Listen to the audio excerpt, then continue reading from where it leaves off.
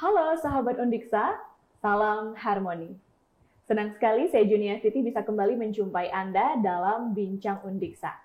Dalam penerimaan mahasiswa baru tahun akademik 2022-2023, Universitas Pendidikan Ganesha Undiksa tidak hanya membuka penerimaan untuk calon mahasiswa diploma 3 maupun S1 saja, tetapi juga untuk program pasca sarjana. Nah, untuk mengetahui bagaimana mekanisme atau prosedur pendaftaran untuk mahasiswa di pasca sarjana dan kira-kira prodi apa saja sih yang sudah ada di pasca sarjana Undiksa, kali ini kita sudah bersama dengan Direktur Pasca Sarjana Undiksa, Bapak Profesor Dr. I Gusti Putu Suharta MSI. Selamat pagi Pak Direktur. Selamat pagi Rias. Kabarnya gimana nih Pak, sehat? Sangat baik. Sangat baik gitu ya. Sangat baik. Jadi iya. Saya sangat senang pada pagi hari ini bisa bertemu langsung dengan semuanya. Iya. Pastinya kita akan ngobrolin tentang pasca sarjana Undiksa seperti itu. Mungkin bisa diceritakan sedikit tentang pasca sarjana Undiksa itu sebenarnya seperti apa? Salam sehat dan salam harmoni untuk semua dan salam berbahagia kepada semuanya. Jadi baik bahwa pasca sarjana Undiksa itu diawali tahun 1999. Sesungguhnya yang pertama kali kita mempunyai 3 prodi. Ada prodi pendidikan bahasa, PEP, dan manajemen pendidikan saat itu. Yang sekarang ini berubah menjadi AP. Nah, seiring dengan perkembangan kelembagaan, maka pasca sarjana pun terus berkembang. Meningkatkan kapasitas dan sampai saat ini kita sudah memiliki 21 program studi. Oke, 21 program studi. 21 program studi, 16 program magister, dan 5 program doktor. Oke. Jadi tahun 2020 keluar izin S2 manajemen dan akuntansi. Kemudian ini tahun 2021 turun 2 izin untuk S2 pendidikan kimia dan manajemen lingkungan. Program doktornya adalah S3 Pendidikan Bahasa Inggris dan S3 Teknologi Pendidikan. Di samping itu, S2 Teknologi Pembelajaran juga sudah kita berhasil ubah namanya menjadi Teknologi Pendidikan. Sehingga S1, S2, S3 di Undiksa itu sudah bernama Teknologi Pendidikan. Ini sesuai dengan nomenklatur gitu. Sehingga dengan demikian harapan kita adalah lulusan TP, baik S2 atau S3 nantinya bisa mempunyai formasi, bisa diangkat apakah menjadi dosen atau yang lainnya. Nah, kembali kepada pasca sarjana Undiksa bahwa pasca sarjana terus mengembangkan diri, meningkatkan kapasitas, baik melalui pembukaan prodi-prodi baru yang prospektif.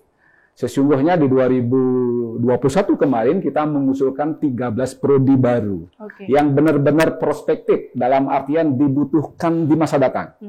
Yang kedua, belum ada di perguruan tinggi lain di Indonesia. Jadi kita benar-benar Undiksa ingin di depan, ingin lari, itu saja gitu. Tetapi sekarang sebagian sedang proses. Misal saja tentang kepemimpinan pendidikan itu dalam proses. Kemudian S2 Bisnis Digital, nah itu sedang proses revisi usulan. Mudah-mudahan nanti kalau itu berjalan kita akan bisa benar-benar berada di depan. Jadi Undiksa seperti kita tahu bersama, prestasi Undiksa luar biasa dalam beberapa tahun terakhir ini. Sehingga dengan demikian kita akan cepat bisa mencapai visi Undiksa gitu. Jadi bisa unggul di Asia nantinya. Demikian tentang pasca sarjana Undiksa. Ada belasan ya program studi yang sudah dimiliki pasca sarjana, tidak hanya S2 ya. Kalau yang berpikir pasca sarjana tuh mungkin cuma ada untuk jenjang S2, tapi S3 juga kita ada beberapa prodi. Mungkin bisa dijabarkan sedikit Prof langsung untuk S2 prodi apa saja ada dan di S3 prodi apa saja. Baik, jadi untuk program doktor kita mempunyai 5 program studi. Yang pertama adalah program studi ilmu pendidikan. Di ilmu pendidikan selama ini ada 9 konsentrasi. Tetapi sekarang dengan sudah ada S3 Teknologi Pendidikan, ini konsentrasinya berkurang. Ada di sana konsentrasinya BK, ada olahraga, kemudian ada pendidikan matematika, ada pendidikan IPA, ada pendidikan IPS, ada AT, administrasi pendidikan. Nah, itu konsentrasi yang berada di bawah prodi ilmu pendidikan. Yang kedua ada program doktor pendidikan bahasa. yang awalnya juga mempunyai 2 konsentrasi di bawahnya. Pendidikan Bahasa Indonesia dan pendidikan Bahasa Inggris. Nah, sekarang dengan turunnya S3 pendidikan Bahasa Inggris, maka S3 pendidikan bahasa nanti hanya membawahi S3 pendidikan Bahasa Indonesia. Yang berikutnya adalah program doktor pendidikan dasar.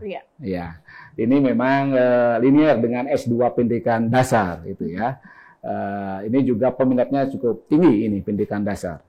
Yang berikutnya adalah S3 pendidikan bahasa Inggris dan S3 teknologi pendidikan yang baru saja turun izinnya beberapa bulan yang lalu untuk S3 pendidikan bahasa Inggrisnya bulan Desember, sedangkan untuk TP-nya adalah bulan Januari kemarin gitu. Nah, sehingga untuk penerimaan mahasiswa sama dengan yang lainnya, kita akan mulai menerima mahasiswa tahun akademik 2022-2023. Jadi kita akan menerima mahasiswa yang sangat terbatas untuk saat ini. Kita benar-benar menyesuaikan dengan sumber daya yang kita miliki, sarana prasarana yang kita miliki. Di samping itu kita memang karena awal kita ingin nanti dalam akreditasi, karena ini prodi baru dituntut paling lama 2 tahun semenjak menerima mahasiswa baru, kita sudah harus akreditasi. Karena itu kita harus dari sekarang memplanning, merencanakan mengarah pada akreditasi nanti, sehingga akreditasi yang saat ini diberikan oleh kementerian yaitu baik, harapan kita ke depan menjadi unggul. Target saya unggul, tidak hanya baik sekali loh, gitu. Jadi saya selalu targetnya di atas. Kalaupun jatuh dikit, ya menjadi unggul, gitu, baik sekali, gitu. Ya, jadi itu terbatas. Oleh karena itu nanti ya yang berminat untuk mengambil program-program biar agak awal mendaftar. Kita seleksi ketat itu nanti, benar gitu. Nah, untuk S2-nya sendiri? Nah, kalau S2-nya, jadi tadi S3 ada 5 program studi, sedangkan S2 ada 16 prodi. Ya, yang pertama ada pendidikan matematika, ada pendidikan IPA, sekarang ada pendidikan kimia, ada manajemen lingkungan. Ini 2 prodi ini baru. Jadi ini prodi manajemen lingkungan adalah prodi non kependidikan. Kemudian ada pendidikan IPS, ada BK, ada Ilkom, ada PEP, ada AP, kemudian ada tenor, pendidikan olahraga, kemudian ada akuntansi, ada manajemen. Itu sudah berapa itu? Sudah 12 ya. Lagi 4 ada banyak lagi, ada 4 lagi ya. Mungkin bisa dicek langsung. Ya, bisa dicek langsung di website Pasca Sarjana. Gitu ya. Saking banyak. Teknologi pendidikan, ya tadi belum teknologi pendidikan, ada ya. Kemudian ada BK-nya, kemudian ada pendidikan bahasa tadi belum, pendidikan bahasa Inggris, udah komplit ya. Komplit gitu ya. Tapi mungkin yang tadi mungkin kelewatan sedikit kan bisa nanti cek di websitenya. Benar, cek saja. Itu semua disampaikan secara eksplisit di sana, termasuk ada sudah dosennya, kurikulumnya. Jadi Pasca Sarjana memang kita ingin tampil di depan dibanding dengan Pasca Sarjana yang lain. Misalnya saja, jadi kurikulum Merdeka sudah kita awali tahun 2020. 2021 menjadi kesepakatan semua Pasca Sarjana LPTKNI. Nah, ini kan cukup membanggakan kita ya, gitu. Lebih melangkah maju, kita harus maju di depan, gitu. Nah lalu untuk mekanisme pendaftaran bagi calon mahasiswa yang ingin ke jenjang S2 maupun S3 seperti apa nih, Prof? Pemirsa yang saya banggakan semua bahwa proses untuk rekrutmen atau penerima masa baru di Pasca Sarjana Diksa simple, tetapi padat dengan mempertimbangkan kualitas dari input. Simple dalam artian kita tidak menyelenggarakan tes tulis, kita hanya menggunakan penilaian portofolio. Jadi calon hanya menyampaikan transkrip akademik, kemudian fotokopi ijazah, dan juga pengalaman-pengalaman yang dimiliki, baik pengalaman akademik maupun pengalaman kerja. Ini kita nilai, proses semua ini nilai. Jadi dengan ada bobot tertentu, kita membuat tim penilai memang, kemudian dari proses ini baru kita evaluasi sesuai dengan kuota masing-masing prodi. Tentunya kuota untuk masing-masing prodi bervariasi sesuai dengan ya kita prediksi kebutuhan saat ini dan ke depan, kemudian sumber daya yang kita miliki, dan juga sarana prasarana yang kita miliki. Nah, itu pertimbangan. Jadi variatif. Apalagi untuk S2, S3 juga berbeda. Karena untuk program doktor, promotornya harus profesor. Iya. Itu harus profesor. Jadi syarat promotor itu adalah profesor gitu. Karena itulah teman-teman yang rektor kepala, Pak Rektor sudah punya kebijakan yang luar biasa mendorong teman-teman rektor kepala untuk segera ke profesor. Di pasca kita memang kekurangan profesor ini. Iya, mungkin nggak ada tes tulis tapi ada portofolio yang harus dibuat gitu ya, dan ada beberapa persyaratan yang memang harus memenuhi syarat sesuai ketentuan biar tidak sembarangan ya yang masuk di pasca sarjana Undiksa ini nantinya lulus. Nah, kuota keseluruhan mungkin pasca sarjana akan menerima calon mahasiswa berapa kalau boleh tahu? Untuk tahun 2022 ini, tahun akademik 2022-2023, kuota kita sangat terbatas ini. Kita hanya akan menerima 400 orang semuanya. Semuanya 400 orang ya. Itu. Dari pengalaman kemarin ya yang berminat lebih tinggi gitu. Dan kita sistem penerimaan kita adalah mulai 1 Maret sampai dengan 15 Juli pendaftaran. Cukup panjang ini. Tetapi kita akan proses 2 kali. Kita umumkan dalam 2 tahap, tahap pertama dan tahap kedua. Tahap pertama itu kita akan umumkan 6 Juni.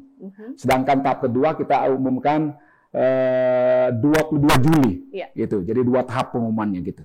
Itu. Nah, untuk proses pendaftarannya tadi kan tempat disinggung membuat portofolio. Apakah ada proses lain mungkin seperti wawancara dan sebagainya seperti itu? Nggak, hanya portofolio. Hanya portofolio. Simple ya. Karena portofolio itu sudah menggambarkan semua prestasi yang dimiliki oleh seseorang itu. Itu. Simple. Jadi simple ya. Iya, gampang dan mudah gitu ya. Dan termasuk bagi yang mempunyai pengalaman kerja disampaikan dalam portofolio pengalaman kerjanya. Ini juga kita bobot. Itu juga dinilai berarti ya. Yang mempunyai juga pengalaman karya, apakah lomba juga disampaikan di sana. Dijadikan penilaian. Kita siapkan form itu. Jadi apa saja yang dimasukkan disampaikan di sana. Tetapi bagi calon mahasiswa yang tidak mempunyai pengalaman atau belum punya pengalaman karya tulis atau bekerja, tidak perlu khawatir. Disampaikan saja dulu transkrip dan jasanya. Karena transkrip itu IPK juga menjadi satu pertimbangan kita. Benar. Kemudian prodi yang dicari juga prodi pada waktu S1 atau S2 kalau dia milih S3 itu juga menjadi pertimbangan kita. Berarti pasca sarjana Undiksa itu membuka peluang untuk siapa saja. Gitu ya. Tapi memang diseleksi dengan ketat pastinya. Nah, satu hal yang pastinya menjadi pertanyaan bagi calon mahasiswa di pasca sarjana Undiksa ini bagaimana metode pembelajarannya? Karena sekarang kan masa pandemi. Belum lagi calon mahasiswa banyak juga nih yang sudah sambil bekerja seperti itu. Ini menarik yang saya ingin sampaikan gini. Pasca sarjana sudah menerapkan blended learning tahun 19 mulai. Jadi sebelum masa pandemi. Sehingga begitu pandemi 2020 itu kita sudah tidak kelabakan lagi dengan blended learning. Kita full daring. Nah, sekarang ini untuk sesuai dengan perkembangan teknologi yang ada, mengantisipasi ke depan yang kita tidak tahu, gitu. Maka pasca sarjana sesuai dengan SK Rektor kemarin kita menerapkan blended learning model sinkron dan asinkron. Ini juga pertama kita. Pasca sarjana di Indonesia menerapkan itu pertama. Dan sekarang ini saya baru kemarin dapat info ini akan dijadikan kebijakan Direktorat Kelembagaan, Direktorat Pembelajaran Dikti. Model blended learning sinkron dan asinkron. Artinya apa? Jadi para mahasiswa bisa belajar di mana saja, dari mana saja, daring selama itu prosesnya. Nah, ini yang kita akan terapkan mulai semester sekarang dan seterusnya. Jadi karena para dosen sudah secara umum mempunyai pengalaman menerapkan blended learning. Sekarang kita menerapkan blended learning model sinkron dan asinkron. Jadi blended learning. Jadi asinkronnya tidak saja tetap nanya, tapi bisa tetap nanya atau tetap langsung gitu. Sehingga dimungkinkan dengan memberikan tugas asinkronnya, sehingga dengan demikian dalam situasi itu kita bisa full daring jadinya itu, full gitu. Jadi full daring ya bisa dibilang. Sehingga bagi teman-teman, bapak-bapak, adik-adik semuanya yang sudah bekerja atau belum bekerja atau memang tidak ingin bekerja, ingin fokus tadi, disinilah tempatnya, di Undiksa. Kita ingin memberikan yang pertama dan yang terbaik, termudah, tetapi kualitas tetap kita bisa jaga dan jamin itu. Nah lalu bagaimana nih untuk ketersediaan tenaga pengajar atau dosennya nih? Pasti juga menjadi pertanyaan untuk di pasca sarjana Undiksa sendiri gimana? Secara keseluruhan kita di pasca sarjana itu melibatkan 150-an dosen. 150-an dosen? Dosen, iya. Semua profesor terlibat di sana. Yang kita sekarang mempunyai 42 profesor, tidak salah ya. Sehingga dari segi SDM kita tidak ada masalah. Kecuali S2 akuntansi dan teknologi pendidikan S3, kita memang melibatkan ada tenaga dari eksternal, yaitu dari Udayana dan dari Ahmad Dahlan. Ini dalam upaya juga berkolaborasi kita. Jadi berkolaborasi, sungguhnya kita dari SDM tidak masalah, tetapi kita melibatkan pihak eksternal untuk memang berkolaborasi dan juga sesuai dengan konsep dari Kementerian Merdeka Belajar Kampus Merdeka itu, kita saling berkoordinasi dengan perguruan tinggi lain. Gitu. Iya, gitu. Jadi nggak usah khawatir lah ya bagi calon mahasiswa, untuk dosen pengajarnya itu semuanya sudah kredibel.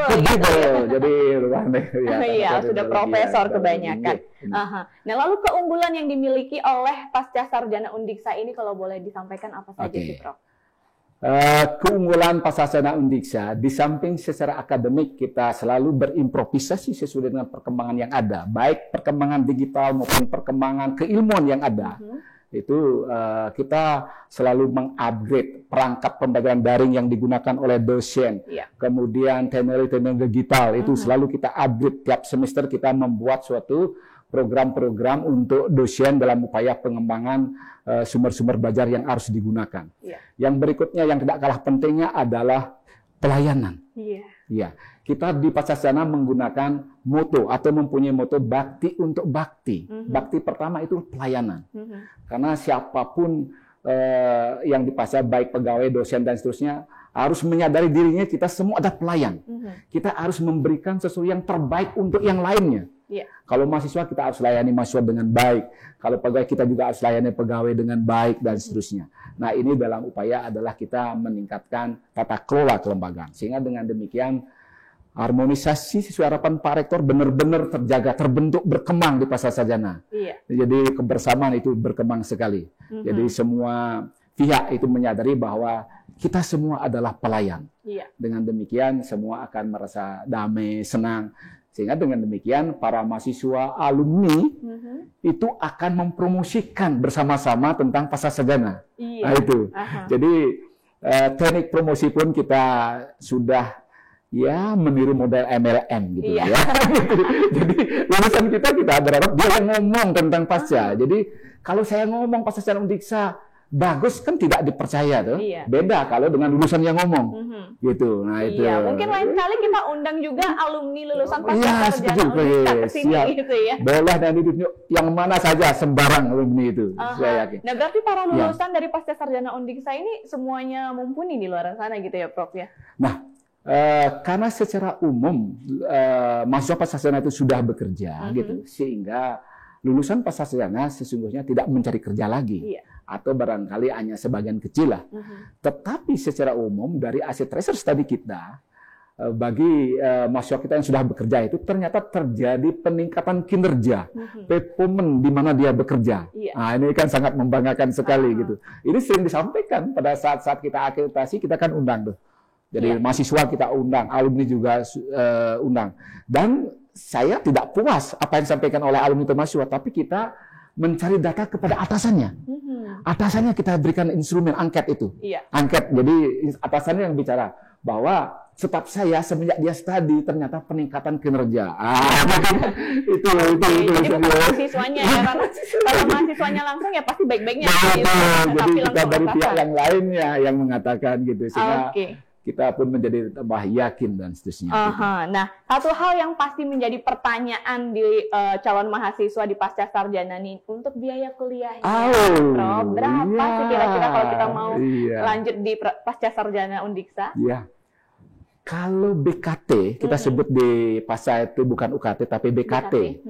BKT itu adalah UKT plus gitulah ya, ada biaya mandiri. Jadi yang sistem penerimaan mahasiswa mandiri itu dikenakan BKT istilahnya. BKT kita dibanding yang lain masih murah. Jadi Pak Rektor mempunyai konsep kampus kita ini, Undiksa ini adalah kampus merakyat gitu. Sehingga cukup lama nih Pak Rektor tidak menaik-naikkan BKT. Jadi kita masih rendah ini. Jadi untuk S2 adalah 7.500.000 per semester, kecuali Ilkom dan IPA 7.700.000, sedangkan program doktornya 9.300.000 per semester. Nah, kalau ini secara rata-rata per bulan untuk program S2-nya kan 1,5 juta kurang lebih ya, masih murah. Sedangkan kalau anak TK aja SD sekarang kan bisa 3 juta per bulannya, gitu kan. Ini masih murah, gitu. Murah merakyat Rakyat, gitu ya. ya. Sebelum nanti ada kenaikan gitu ya, mending sekarang lanjutkan. Jadi ya saya berpikir begini, dengan pandemi begini sekarang ini ada memang ya yang terkendala di dalam masalah keuangan. Pengalaman kemarin ada yang beberapa minta keringanan, mengangsur dan seterusnya. Ya barangkali nanti kami masih berkonsultasi dengan Pak Warek II dan Pak Rektor. Sangat mungkin kita akan bekerjasama dengan via bank. Jadi menggunakan kartu kredit. Iya. Jadi kartu bank biar bayar lalu kreditnya kan, nanti ngangsurnya ke bank kreditnya gitu kan. Nah itu jadi sebab kalau ngangsur di kita nampaknya ada administrasi yang tidak menjadi baik. Sehingga dengan kerjasama dengan bank, banknya bayar lunas ke kita, jadi maksudnya nyicilnya di bank. Tapi kita upayakan biar nggak kena bunga dengan bank. Nah, kan gitu. Jadi kita benar membantu gitu ya. Nanti kami akan konsultasi dengan Pak Warek II, Pak Rektor gitu. Iya, tapi dengan biaya kuliah sekian ya 7 juta 500 gitu ya untuk S2 itu bisa dicicil setiap bulan ya bagi calon mahasiswanya gitu ya. Mudah-mudahan nanti pihak bank juga merespon gitu ya. Itu akan membantu benar pada mahasiswa. Nah, lalu apakah masih memungkinkan mungkin bagi calon mahasiswa untuk mendapatkan beasiswa kalau pengen masuk di S2 pasca sarjana? Jadi gini, dari 21 program studi yang ada di pasca sarjana, 2 prodi sudah terakreditasi A. Jadi masih 7 kriteria. Jadi A. Jadi kalau 9 kriteria kan unggul istilahnya ya. Yaitu program studi, program magister PEP, dan program studi S2 pendidikan bahasa Inggris. Ini sudah A. Nah, program studi yang sudah A itu kami sudah langsung bersurat ke LPDP, Kemenkyu, untuk diberikan formasi beasiswa. Nah, Stungkare ini 2 prodi ini sudah disetujui oleh LPDP Kemenkyu bahwa kedua prodi ini sudah disiapkan beasiswa. Jadi dengan demikian bagi yang memilih S2 PEP dan S2 Pendidikan Bahasa Inggris ini berpotensi untuk mendapatkan beasiswa LPDP. Karena syaratnya untuk dapat beasiswa LPDP itu adalah prodi yang terakreditasi A. Gitu. Nah, bagaimana prodi yang lain? Nah, prodi yang lain tentunya kita akan fasilitasi untuk mendapatkan beasiswa dari pihak-pihak lain. Karena ya banyak dari pihak-pihak yang lain juga menawarkan beasiswa. Kita fasilitasi maksimal. Jadi kemarin ada yang dari Departemen Agama, kita juga bantu, kita fasilitasi secara maksimal mendapatkan beasiswa. Peluang tetap ada gitu ya. Jadi jangan putus asa, dicoba dulu gitu ya. Nah, lalu untuk akreditasi dari prodi itu rata-rata seperti apa? Tadi kan baru 2 yang 2. Kemudian program studi yang baru yang ada program Doktor TP, program Doktor Pendidikan Bahasa Inggris, kemudian program S2 Manajemen Lingkungan, Pendidikan Kimia, Akuntansi, dan Manajemen MAM ini terakreditasi baik. Karena sekarang begitu izinnya turun, maka sudah dinyatakan secara tegas dalam keputusan itu sudah terakreditasi baik. Akreditasi baik. Jadi berbeda dengan dulu. Kalau dulu izin turun itu akreditasi C. C dulu itu tidak terakreditasi. Tapi sekarang baik itu sudah akreditasi. Jadi ada 2 program studi terakreditasi A, 6 prodi terakreditasi baik, yang lainnya adalah B. B ini adalah masih kriteria 7 standar dulu. Kalau diekivalenkan dengan 9 kriteria menjadi baik sekali. Di samping itu, tahun 2021 kemarin, ada 9 program studi sudah kita ikutkan di dalam akreditasi internasional. Yang akan divisitasi lapangan rencananya menurut informasi dari Pak Warek I pertengahan tahun ini. Ya, Stungkare kalau itu bisa terakreditasi internasional semua dan akan bisa kita usulkan untuk konversi penyesuaian ke 9 kriteria menjadi akreditasi dengan kriteria unggul. Itu ketentuannya bisa begitu. Luar biasa. Nah, rata-rata berapa lama waktu untuk menempuh pendidikan nih bagi mahasiswa di program pasca sarjana? Nah, ini menarik ini. Ini juga kita tampil beda nih dengan yang lain nih, benar ya. Jadi gini. Jadi pertama regulasi-regulasi yang ada kita dalami, kita kaji seterusnya. Kemudian melihat perkembangan dan ada keilmuan maupun tuntutan masa depan dan saat ini yang ada. Sehingga kita Pasca Sarjana sudah melakukan perubahan kurikulum yang cukup mendasar. Saya katakan cukup mendasar sejak mulai 2020, kita menggunakan 2021. Yang intinya adalah untuk program magister kita sudah rancang bisa selesai dalam 3 semester. Oke. Dan sekarang banyak sekali mahasiswa yang telah selesai 3 semester. Manajemen saja kemarin yang program Basri baru ini sudah ada 11 orang yang selesai dalam 3 semester. 1,5 tahun. Pendidikan bahasa Inggris dari 40 kemarin sudah 22 yang selesai dalam 3 semester. Itu. Itu. Jadi kita rancang demikian. Kuliahnya secara full di semester 1, semester 2. Di semester 3 kita sengaja buat muncul 1 mata kuliah supaya interaksi dengan dosen terus ada. Sambil menyelesaikan tesis sehingga harapan 3 semester bisa selesai. Kalau program doktor juga demikian 3 semester kurang lebih kuliahnya, di semester 3 juga nggak banyak. Harapan kita adalah 6 semester atau 3 tahun sudah selesai. Itu. Untuk yang berprestasi ada 2 tahun sudah selesai kita. Waduh, luar 2 tahun. Kemudian 2,5 tahun kemarin berturut-turut. Dan untuk yang wisuda bulan Maret ini kita akan mewisuda 6 doktor. 6 doktor. Tanggal 24 ini akan ujian terbuka lagi 1. Itu. Jadi ada 6 doktor yang kita akan sudah untuk periode Maret ini. Oke, luar biasa. Bisa dibilang juga untuk proses pembelajaran atau studinya itu nggak ada diperlambat atau apa? Tidak ada. Kan sekali jadi gitu ya. Tidak ada istilah perlambat. Jadi justru mendorong. Kita membentuk pusat percepatan studi. Ini adalah salah satu fungsi tugasnya adalah membantu mahasiswa untuk mencarikan solusi masalah-masalah yang dihadapi oleh mahasiswa agar studinya lancar. Itu. Ternyata ini cukup efektif. Kita sudah bentuk mulai tahun 2020 ini gitu. Luar biasa. Itu tadi berbagai. Kemudian para korpodi secara teratur periodik tiap akhir bulan itu melakukan pertemuan. Jadi kepada mahasiswa-mahasiswa sehingga bisa terpantau sejak awal mahasiswa yang mengalami masalah. Jadi sejak awal itu. Kemudian juga ujian tiap bulan kita laksanakan. Bahkan beberapa prodi bisa dalam 1 bulan itu 2 kali, 3 kali. Jadi kami di Pasca itu minimal sekali ada ujian dalam sebulan itu. Dalam keadaan tertentu karena banyak bisa 2-3 kali ujian dalam sebulan. Nah ini kan benar-benar wujud bakti yang dilakukan oleh kawan-kawan di Pasca. Jadi semuanya, korprodi, sekretaris, dosen-dosen, pegawai semuanya melakukan bakti pelayanan. Untuk bakti yang kedua itu sudah melahirkan lulusan yang berkarakter adaptif, kolaboratif, terampil dan inspiratif. Itu. Ya, motonya luar biasa, bakti untuk bakti. Tadi sudah dijabarkan berbagai keunggulan yang dimiliki oleh Pasca Sarjana Undiksa. Terakhir sekaligus closing statement, Prof, bisa langsung disampaikan bagi calon mahasiswa baru di Pasca Sarjana untuk tidak ragu lagi memilih Pasca Sarjana Undiksa sebagai tempat untuk melanjutkan studinya.